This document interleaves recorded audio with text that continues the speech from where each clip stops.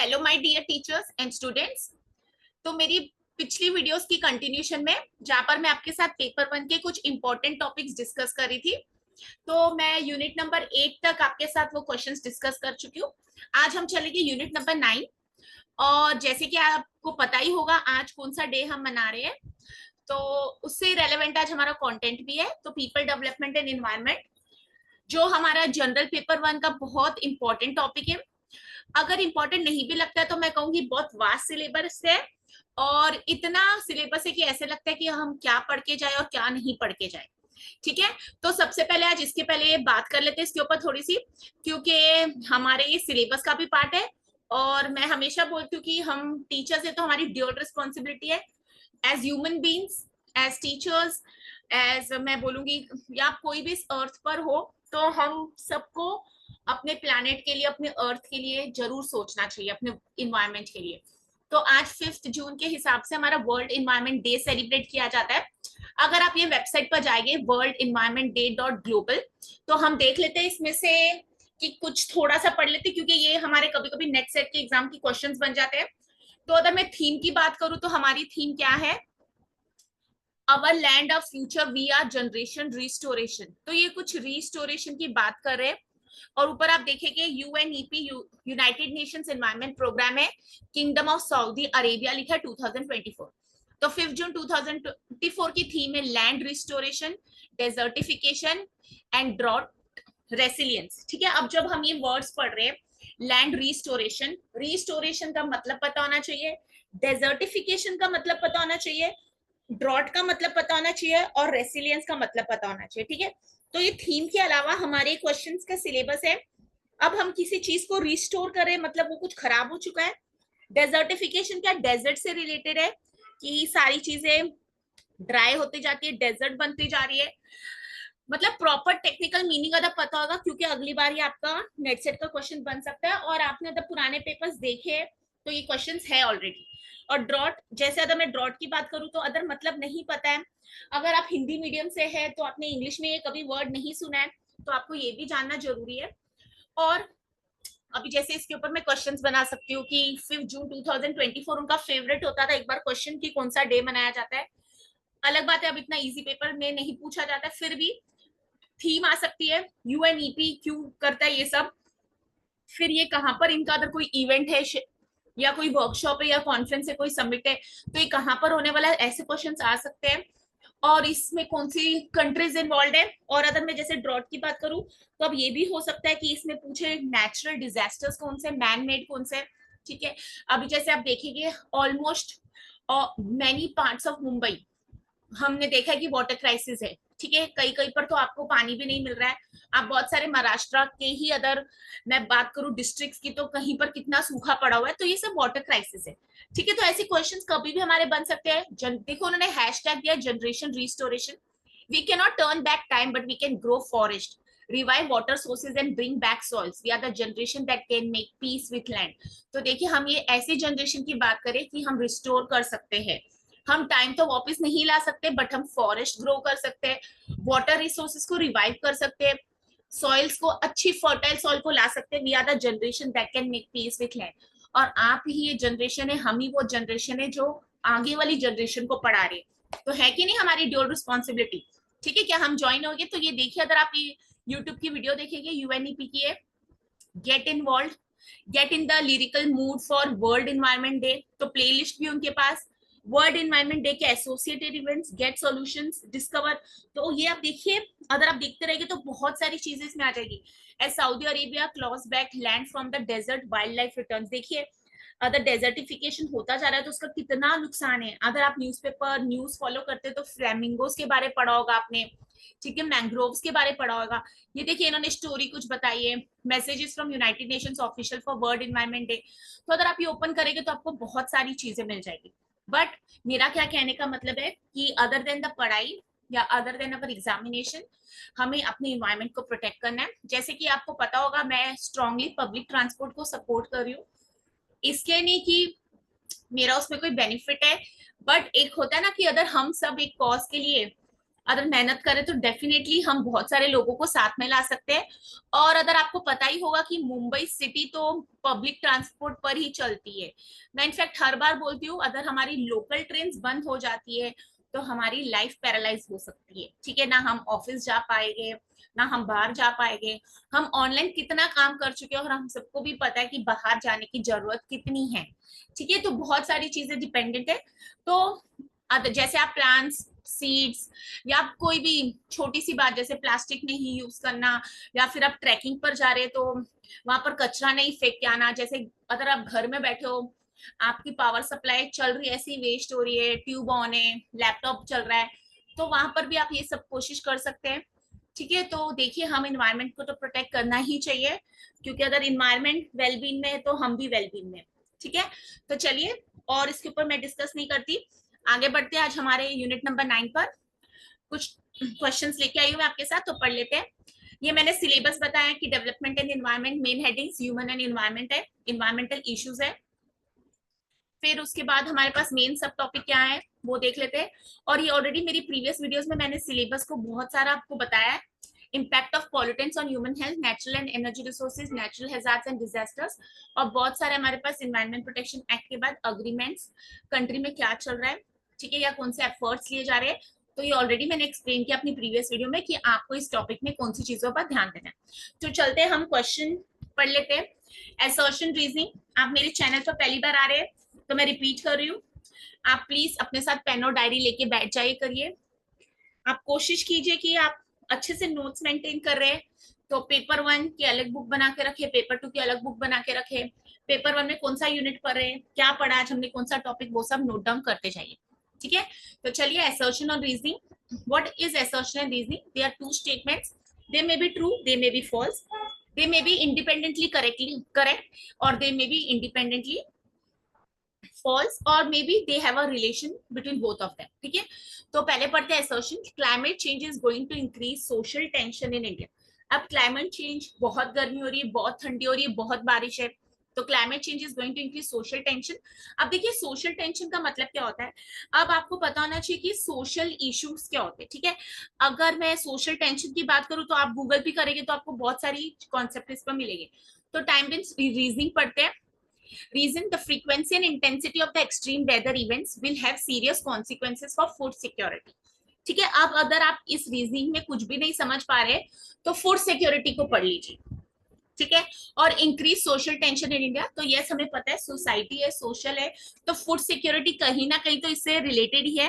ठीक है, अगर आप जाके सोशल टेंशन के बारे में कुछ पढ़ेंगे या आपने कभी भी नहीं पढ़ा है तो इसके बहुत सारी इश्यूज हो सकते हैं। ठीक है, जैसे टेररिज्म हो सकता है, कास्टिज्म हो सकता है, ठीक है, लिंग्विस्टिक प्रॉब्लम हो सकती है, कम्युनल वायलेंस हो सकता है, ऐसे बहुत सारे आपको रीजंस मिलेंगे। ठीक है, और इसके बहुत सारे इश्यूज भी हो गए। तो बट यहाँ पर हम बता रहे हैं कि अगर climate change increase social tension in India कर सकता है क्या, तो आपको लग रहा है अगर ये स्टेटमेंट करेक्ट है तो तुरंत हम ऑप्शंस पर जाते हैं। ठीक है, तो ऑप्शंस पर जाके हम देखेंगे कि हमें कौन सा सुटेबल लग रहा है। तो अगर मैं बात करूं, both A and R too, तो अभी इसको होल्ड पर डालते हैं क्योंकि हमें पता नहीं आर स्टेटमेंट और ए के बारे कंफर्म अभी। ए इज फॉल्स नहीं है, तो मुझे लगता है जब ए स्टेटमेंट ट्रू है तो B can not be the answer, तो quickly eliminate this option. C, A is true but R is false, A is true, yes मुझे लग रहा है। फिर डी पढ़ लेते हैं, both A and R true and R is the correct explanation. ठीक है, आगे पढ़ते हैं। Reasoning, frequency and intensity. Frequency मतलब कितने नंबर ऑफ टाइम्स, इंटेंसिटी मतलब कितना प्रेशर या कितना force of the extreme weather. तो एक्सट्रीम वेदर इवेंट्स हो गए ना बीच, अब आप जब ये पढ़ रहे हो तो आपको वेदर और क्लाइमेट के बीच में भी डिफरेंस पता होना चाहिए। Will have serious consequences for food security. तो देखिए ऊपर सोशल टेंशन और फूड सिक्योरिटी, यस किसी को खाना नहीं मिले, कोई भूखा मर रहा है, तो ये सोसाइटी प्रॉब्लम है, सोशल टेंशन है, तो यहाँ पर ये दोनों का रिलेशनशिप है। तो अब मुझे लग रहा है कि दोनों करेक्ट है और दोनों की रिलेशनशिप है, तो मुझे लगता है D is the suitable answer. Both A and R true and R is the correct explanation of A. फिर से पढ़ते हैं। Climate change is going to increase social tension, yes. Frequency and intensity of extreme weather events will have serious consequences. अब देखिए जब हमारा harvest season है उस टाइम क्या होता है, बारिश आनी चाहिए, सीड्स डालने, क्या करने। ठीक है, यहाँ पर अगर ऐसा हो गया कि हमारी खेती बहुत अच्छी हो गई है और उसके बाद बारिश आके सब खराब कर गई, तो definitely it is going to have serious consequences, serious result for food security. So A and R are true and R is the correct explanation of it. तो दोनों में रिलेशनशिप मैंने जोड़ा, सोशल टेंशन को और फूड सिक्योरिटी को जोड़ा, और दोनों स्टेटमेंट्स करेक्ट है।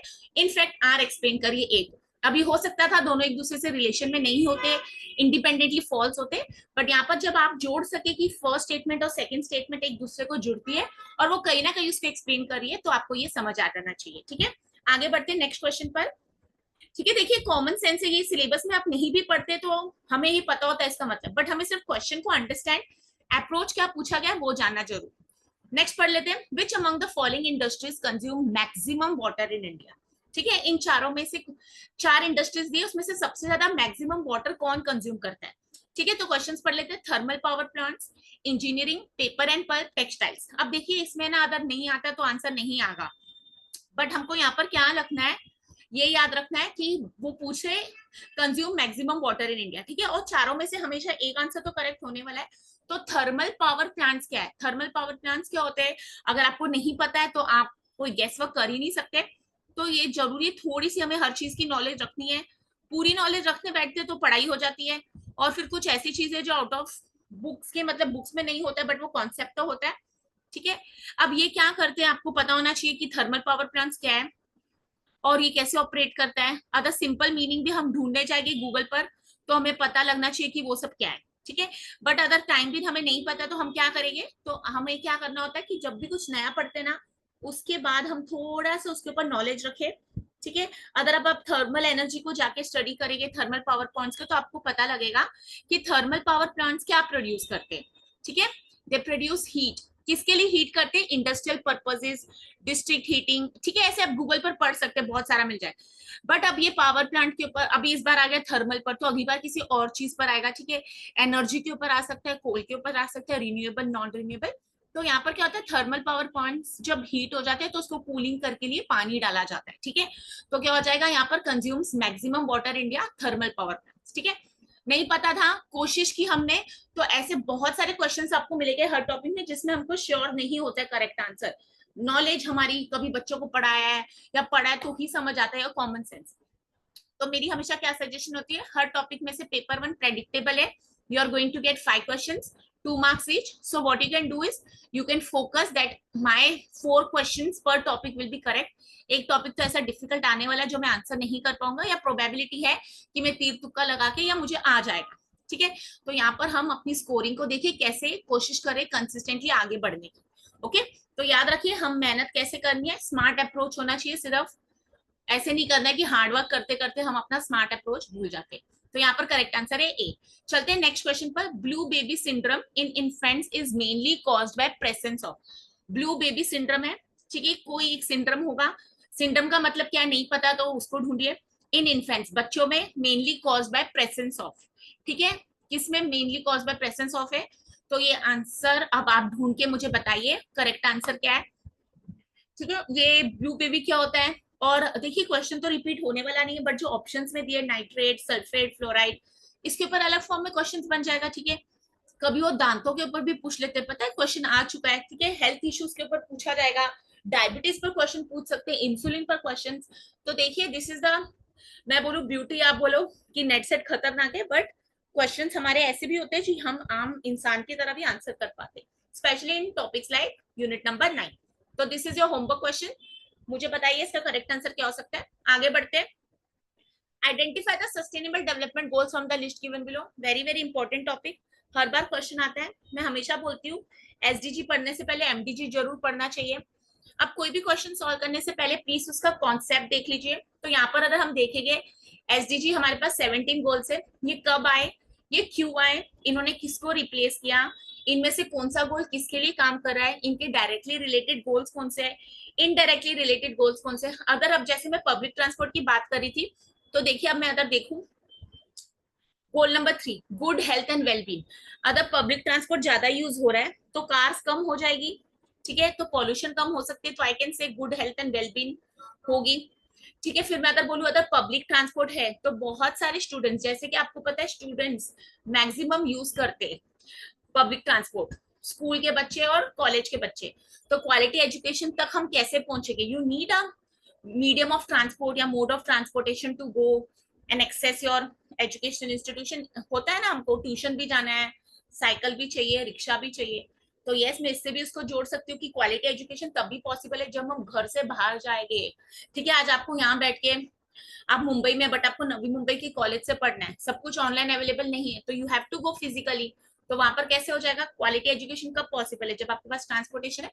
आप ये सोचिए कभी कि कोई कॉलेजेस है ना जो स्टेशन के दूर होते, तो उनको एडमिशन्स में भी डिफिकल्टी होती है, क्योंकि बच्चे ये भी सोचते हैं कि मुझे स्टेशन से घर, घर से वहां रिक्शा करने का भी कितनी कॉस्ट आएगी। ठीक है, फिर जेंडर इक्वालिटी की बात कर सकते हैं, ट्रांसपोर्टेशन से नहीं करूँ तो मैं, या फिर मैं यहाँ पर बोलूँ अफोर्डेबल एंड क्लीन एनर्जी। तो क्लीन एनर्जी अगर हम इलेक्ट्रिक व्हीकल्स की बात करें, तो देखिए हम ऐसे जोड़ सकते हैं। तो डायरेक्ट गोल्स और इनडायरेक्ट गोल्स है। ठीक है, 11 नंबर को। अब डायरेक्ट क्वेश्चन आ चुके हैं इसके ऊपर, ईयर, कौन सी कंट्रीज है, कौन क्या कर रहा है, किसने किसको रिप्लेस किया। ठीक है, फिर अगर एमडीजी नहीं पढ़ा आपने तो मेरी प्रीवियस वीडियोस में है ये टॉपिक्स डिस्कस किए, और हर बार ऑलमोस्ट ये क्वेश्चन पूछा जा रहा है कोई भी फॉर्म। अब यहाँ पर क्वेश्चन पूछा, identify the sustainable development goals from the list given below. तो सस्टेनेबल डेवलपमेंट गोल्स कौन से यहाँ पर देखिए बात करते हैं। तो अभी ये देखो कोडिंग दी है, तो कोडिंग में कितने दिए? 1 2 3 4, 1 2 3 4, सब में 4 दिए, और स्टेटमेंट्स कितने? 6। मतलब 2 डेफिनेटली इसके आंसर नहीं है, बाकी 4 रह गए। ठीक है, अगर हमको ये याद रहता तो यहाँ ढूंढने की जरूरत ही नहीं थी। तो यहाँ पर क्या होता है, आपको odd man out find out करना है। ओके, तो ऑर्डर आउट मैन आउट में आपको पता लग जाता है कि कौन सा स्टेटमेंट नहीं हो सकता। देखो जीरो हंगर तो इसका है, क्वालिटी एजुकेशन अभी मैंने बोला है, यूनिवर्सल प्राइमरी एजुकेशन यहाँ पर नहीं है। तो ये यूनिवर्सल प्राइमरी एजुकेशन क्या एमडीजी में है, तो ये आपको आइडेंटिफाई करना है। तो अब जब मुझे 100% पता है, यहाँ पर थर्ड वाली स्टेटमेंट नहीं है, तो I go to the options, I eliminate और I cross out the option coding wherever statement number 3 is there. So here A में आप देखो स्टेटमेंट नंबर 3 आ रही है, बी में भी स्टेटमेंट नंबर 3 आ रही है, और सी में भी। So it was so easy to find out the correct answer. तो यहाँ पर क्लीन वाटर एंड सैनिटेशन है।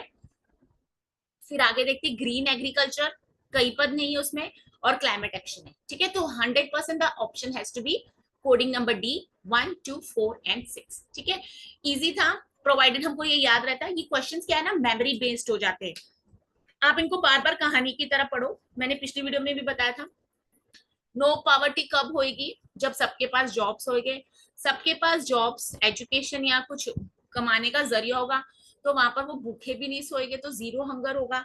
अगर हमारे पास पॉवर्टी नहीं है, हम रिच है, हम वेल टू डू है, हम अपना घर चला सकते हैं, तो हमारी गुड हेल्थ एंड वेलबींग रहेगी। ठीक है, हमारे पास इनकम है तो हम क्वालिटी एजुकेशन को एक्सेस कर सकते हैं। ठीक है, तो ऐसे ऐसे कुछ स्टोरी बना के आप लर्न कर सकते हैं। ओके, आगे बढ़ते हैं नेक्स्ट क्वेश्चन पर। देखिए मैंने 8 एमडीजीज दिए, तो यहाँ पर यूनिवर्सल प्राइमरी एजुकेशन यहाँ पर है, यहाँ पर 1 3 4 डायरेक्ट क्वेश्चन आ सकता है। 7 कौन सा था एमडीजी का? फिर यहाँ पर डायरेक्ट क्वेश्चन पूछ सकते हैं कि इसमें से कौन सा इसको रिलेट करे, तो इंश्योर एनवायरमेंटल सस्टेनेबिलिटी, तो यहाँ पर एसडीजी में कौन सा गोल है, तो ये भी क्वेश्चन आ सकता है। ठीक है, आगे बढ़ते हैं। अभी भी अगर आप मेरी बात नहीं सुन रहे, डायरी और पेन लेके नहीं बैठे, तो प्लीज ऐसी गलती नहीं करिए।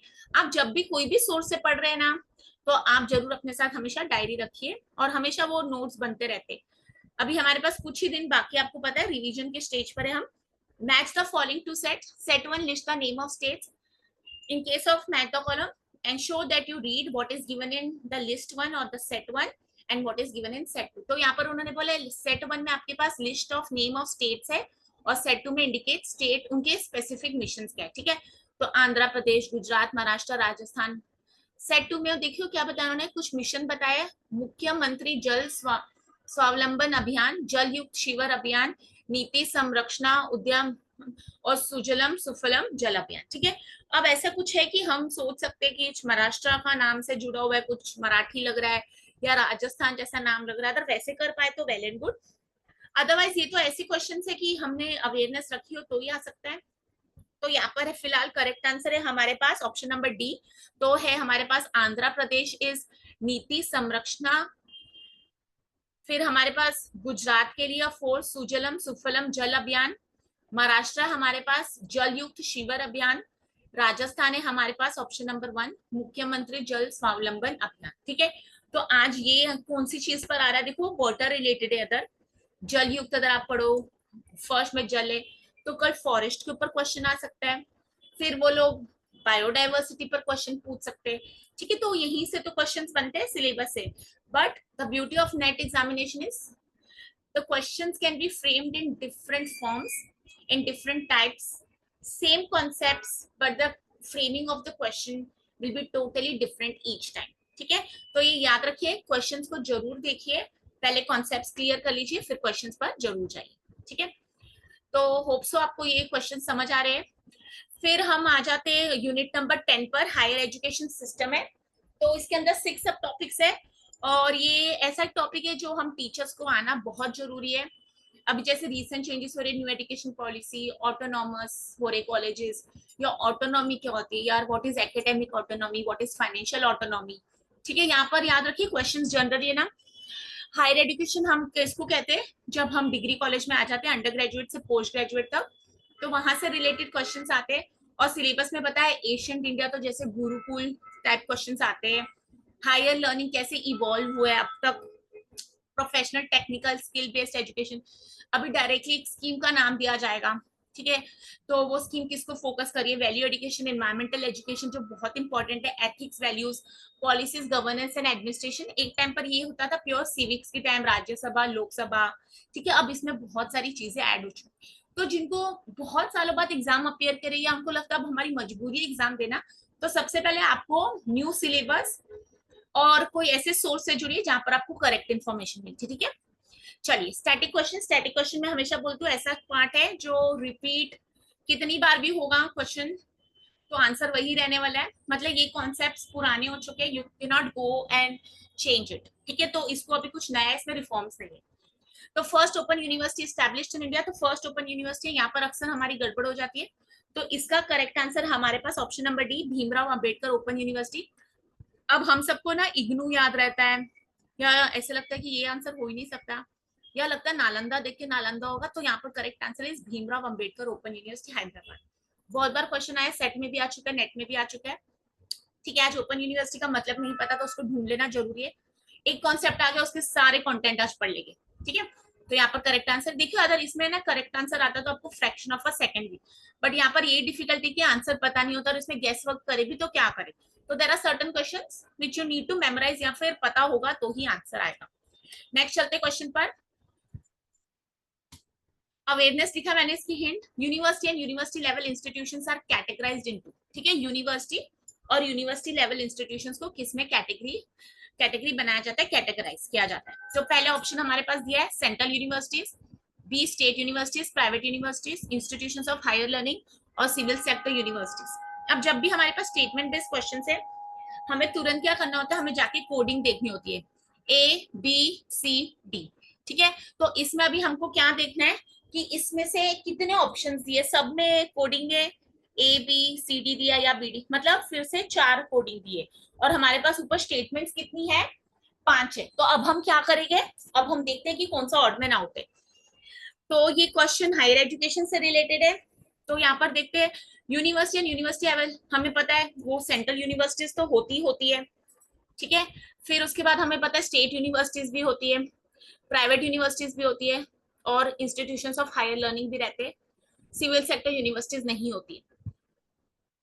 सॉरी, यहाँ पर मेरी कोडिंग में यहाँ पर A B C D E miss, ये गड़बड़ हो गया. तो यहाँ पर हमारा करेक्ट आंसर है A B C and D. तो आप डी को ई को यहाँ पर डी कर लीजिए. ठीक है, तो यहाँ पर हमारे पास central universities, state universities, private universities और institutions of higher learning is the correct answer. ठीक है, तो हमारा करेक्ट आंसर है यहाँ पर, क्योंकि यूनिवर्सिटी या तो सेंट्रल होती है, स्टेट होती है, प्राइवेट होती है, इंस्टीट्यूशंस ऑफ हायर. आज आपका होमवर्क क्या है इसमें, सेंट्रल यूनिवर्सिटीज कितनी है, क्या कोई नई सेंट्रल यूनिवर्सिटी बनी है 2023-24 में, स्टेट यूनिवर्सिटीज कितनी है, कौन सी कुछ न्यू एडिशन हुई है, या इनमें से हमको कोई फेक यूनिवर्सिटीज पता लगी. यूजीसी की वेबसाइट पर आप जाओगे तो वहां पर फ्लैश होता है बहुत बार कि फेक यूनिवर्सिटीज आइडेंटिफाई हुए, बहुत बार क्वेश्चंस आ चुके हैं. ऑप्शंस देके बताओ इसमें से कौन सी फेक यूनिवर्सिटी है, या कौन सी स्टेट में सबसे ज्यादा फेक यूनिवर्सिटीज फाइंड आउट हुई है. Private universities, deemed universities, autonomous institutions, new education policy, institutions of higher learning में क्या है, आईआईएम, आईआईटीज, नेशनल इंपॉर्टेंस, ये सब क्वेश्चंस बनते हैं. ठीक है, जब भी एक क्वेश्चन को करें ना, उसके आजू बाजू के सारे कॉन्सेप्ट्स को क्लियर करना जरूरी है. आगे बढ़ते हैं नेक्स्ट क्वेश्चन पर. स्टैटिक क्वेश्चन फिर से मैंने लिखा है इन 1948. तो 1948 को तो पीछे जाके हम चेंज नहीं कर सकते, तो इसी में से स्टैटिक है, मतलब चेंज नहीं होगा. तो पढ़ते हैं. In 1948, under whose chairmanship a University Education Commission was set up to reconstruct university education in India. तो यहाँ पर करेक्ट आंसर है डॉक्टर एस राधाकृष्णन। आता है तो आता है। 48 में किसकी चेयरमैनशिप के under university education commission was set up to, एक यूनिवर्सिटी एजुकेशन कमीशन बनाया गया था। क्यों बनाया गया था? Because we wanted to reconstruct university education India. So here the correct answer is C option, doctor S Radhakrishnan. Moving on to the next question. Now this is list one mentions about articles. तो ये हमारा Indian constitution है, क्या है आपको पता ही होना चाहिए। आगे देखते हैं। और उसके सब्जेक्ट्स दिए, ठीक है, मतलब उसके बारे।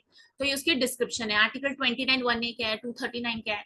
तो ये आपके लिए होमवर्क क्वेश्चन है। कैसे हमें करना है?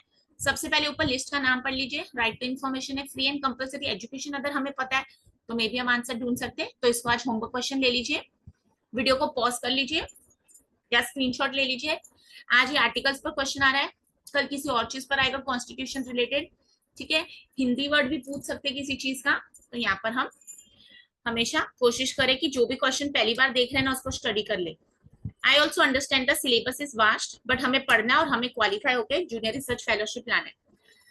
After the implementation of National Education Policy NEP, which of the following types of institutions will exist? तो कह रहे हैं जब NEP इम्प्लीमेंट हो चुकी है या हो जाएगी तो कौन से type of institutions will exist, ठीक है। अगर ये पुराना क्वेश्चन हो गया, यहाँ तक इम्प्लीमेंट नहीं हुआ है, तो देख लेते हैं अगली बार अगले टाइप का क्वेश्चन आएगा। और ये रिसेंट एडिशन है तो हम इसके ऊपर उम्मीद करते हैं कि क्वेश्चंस बनेंगे। Deemed to be university, teaching university, affiliating technical university, research university, autonomous degree granting colleges, ठीक है। तो अब इसमें से हमारे पास फिर से ऑप्शंस पर जाते हैं। तो यहाँ पर तो 4 बोले, यहाँ तो 4 है, यहाँ 3 स्टेटमेंट्स और यहाँ 3 है। तो अब यहाँ से हम ये नहीं कर सकते कि एक ही को एलिमिनेट करना है, तो हम देखते हैं। एनईपी के बाद हमको जानना है कि डीम टू बी यूनिवर्सिटी रहेगी, टीचिंग यूनिवर्सिटी रहेगी या एफिलिएटिंग रहेगी। तो अगर आपको आता है तो आप मेरे साथ ये क्वेश्चन को सॉल्व कर सकते हैं, ठीक है। तो देखते हैं। टीचिंग यूनिवर्सिटीज बन जाएगी, फिर रिसर्च यूनिवर्सिटी बनेगी और ऑटोनॉमस डिग्री ग्रांटिंग कॉलेजेस रहेगी। तो यहाँ पर है ना करेक्ट आंसर होना चाहिए हमारा option number 3, because once NEP is implemented then we will have teaching university, we will have research university and we will have autonomous degree granting colleges. तो डीम टू बी यूनिवर्सिटी और affiliating technical university यहाँ पर correct answer में नहीं आ रही, coding में नहीं है। So here the correct coding is option number 3। Moving on to the next question. Which of the following statements are true with respect to NEP 2020? अब देखिए कभी कभी क्या होता है ना, हमें क्वेश्चन रॉन्ग लग रहा है या हमें लगता है कि ये ऑप्शन ये नहीं सही होना चाहिए। तो आपको इसमें पता है क्या करना होता है, आपको ज्यादा टाइम नहीं वेस्ट करना होता है, क्योंकि अगर बाई चांस वो क्वेश्चन आपका रॉन्ग रहेगा भी तो you are going to get the benefit of doubt, okay. तो कंफ्यूज नहीं होना, उसके ऊपर बहुत ज्यादा टाइम नहीं वेस्ट करना है। कोई आंसर आपको लगे जो सबसे क्लोज है उसको जरूर मार्क करना है, क्योंकि इससे पता क्या होता है, अगर आपने अटेम्प्ट किया और वो क्वेश्चन रॉन्ग था तो आपको वो डेफिनेटली मार्क्स मिलेंगे, अदरवाइज आपको मार्क्स नहीं मिलते, ठीक है। और जैसे कि आपको पता है कि यूजीसी के अंडर हमारे पास नेगेटिव मार्किंग नहीं है, तो हमें याद रखना है कि क्वेश्चन को ब्लैंक नहीं छोड़ के आना है। तो पढ़ लेते हैं। Which of the following statements are true with respect to NEP 2020? फिर से स्टेटमेंट बेस्ड क्वेश्चन है और नीचे देखिए ऑप्शंस में ऑलमोस्ट 3 स्टेटमेंट्स और सब में 3 ही दिए। तो मतलब कितनी स्टेटमेंट्स है हमारे पास? 1 2 3 4 5। तो 3 ही करेक्ट है और 2 इनकरेक्ट है। तो रीड करते हैं।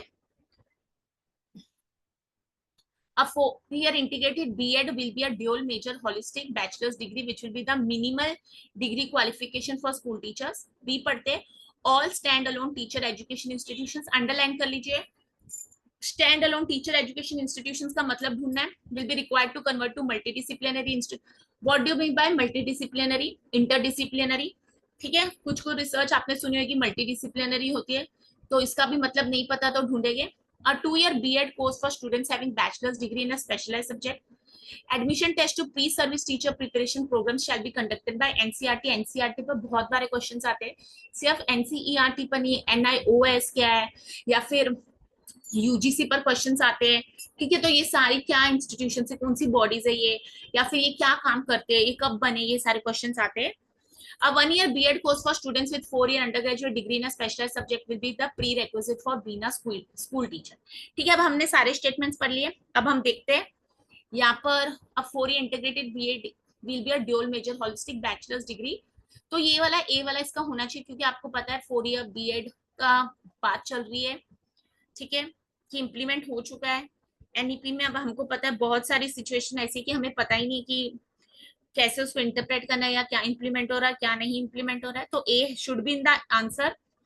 फिर आगे पढ़ते हैं, कौन सा हमको लगता है ऑप्शन सही है। All stand alone teacher education will be required to convert, तो यहाँ पर ये नहीं लगता है क्योंकि मल्टी डिसिप्लिनरी सबको कन्वर्ट करना, ऐसे तो कहीं नहीं आया। A 2 year B.Ed course for students having bachelor degree in a specialised subject, तो देखिए 2 year डिग्री की भी बात करें तो ये करेक्ट है। फिर है हमारा admission test pre service teacher preparation programme shall be conducted by NCERT, ये इनकरेक्ट है। और लास्ट हमारा a 1 year B.Ed course for students with 4 year undergraduate degree in specialised subject will be the prerequisite मतलब जरूरी for being a school teacher. तो यहाँ पर है ना option number 2 seems to be correct, so A C and E statements are correct. देखिए कभी भी आपको लगता है ना कोई क्वेश्चन गलत है तो बाद में हमें पता ही लग जाता है आंसर, और फाइनली वही आंसर आता है जो हमारे नेट के आंसर की में डिक्लेयर किया जाता है। ठीक है, आगे बढ़ते हैं।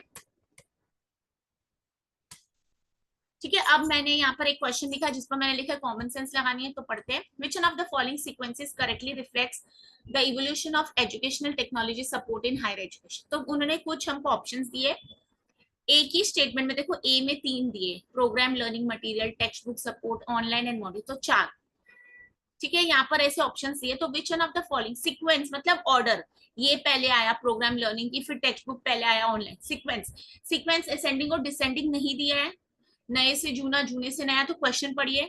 Sequence correctly reflects evolution, evolution कभी भी होता है पहले से लास्ट तक, तो reflect the evolution of educational technology support, तो टेक्नोलॉजी जब से आई है उसके लिए बता रहे, तो यहाँ पर ऑप्शंस पढ़ लेते हैं। Programme learning material, text book support, online and modular material, text book supplementation, program learning material, modular material and online methods. C, modular material, program learning, online and textbook supplementation, online methods, modular material, textbook supplementation and program learning material. ठीक है, तो हमको evolution पूछा मतलब वो कैसे evolve हुआ है, तो प्रोग्राम लर्निंग मटेरियल तो डायरेक्टली आया नहीं, तो ए ऑप्शन पहला नहीं हो सकता। टेक्स्ट बुक तो यस पहले से, तो इसको होल्ड पर रखते हैं। सी मॉड्यूलर मटेरियल, मॉड्यूलर का मतलब क्या होता है यहाँ पर, लेकिन टेक्स्ट बुक एंड में आ रही है तो ऐसे तो हो नहीं सकता, तो ये भी नहीं होना चाहिए। ऑनलाइन मेथड्स तो पहले आए नहीं, तो definitely correct answer is B. सबसे पहले textbook supplementation, programme learning material, modular material और ऑनलाइन मेथड्स। ठीक है, हाइब्रिड टीचिंग, ब्लेंडेड टीचिंग, तो यहाँ पर तो इसके मतलब नहीं पता है तो हम ये ढूंढेंगे what is modular material, what on modular material, आपने मॉड्यूलर किचन तो सुना ही होगा, तो ये सर्च कीजिए। ठीक है, तो मेरे आज आपके साथ इतने ही क्वेश्चंस थे, तो मैंने पूरा सीरीज कंप्लीट कर दिया पेपर 1 का। ऑलमोस्ट मैंने हर टॉपिक के क्वेश्चंस डिस्कस किए, 3 से 4 लेके, क्या पढ़ना है कैसे पढ़ना है। तो आप प्लीज मेरे चैनल के साथ जुड़े रह रहे हैं तो उसको लाइक शेयर और सब्सक्राइब कीजिए, मेरे चैनल को भी ग्रो करने के लिए मेरी जी हेल्प कीजिए। फ्री सेशन से इसमें तो आपके टाइम ही आपको देना, और अगर आपको लग रहा है कुछ बेनिफिट हो रहा है तो बने रहिए मेरे चैनल के साथ।